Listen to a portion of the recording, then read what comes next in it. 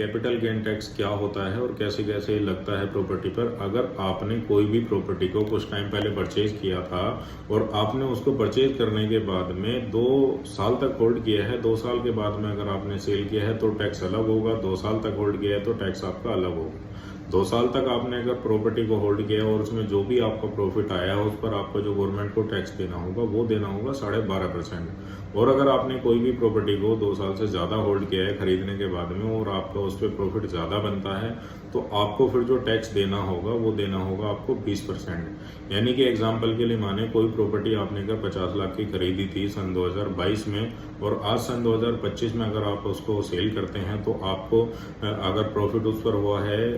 मतलब 1 करोड़ का, यानी कि आपने 1.5 करोड़ की प्रॉपर्टी को सेल किया, आपका जो प्रॉफिट आया उस पर 1 करोड़ आया, तो आपको 1 करोड़ की प्रॉपर्टी जो आपको प्रॉफिट मिला है उस पर आपको गवर्नमेंट को जो टैक्स देना होगा वो देना होगा आपको 20 लाख रुपए का टैक्स। अब डिपेंड करेगा आपकी लोकेशन के हिसाब से, जहाँ भी आपने प्रॉपर्टी ली है तो वैल्यू उस हिसाब से बढ़ती है, रेट उसी हिसाब से मिलता है। तो दोस्तों आपको मेरे चैनल पर इसी तरह की जानकारी मिलती रहेगी, लोन से जुड़ी, प्रॉपर्टी से जुड़ी। आप मेरे चैनल को सब्सक्राइब जरूर कर लेना। वीडियो अच्छी लगी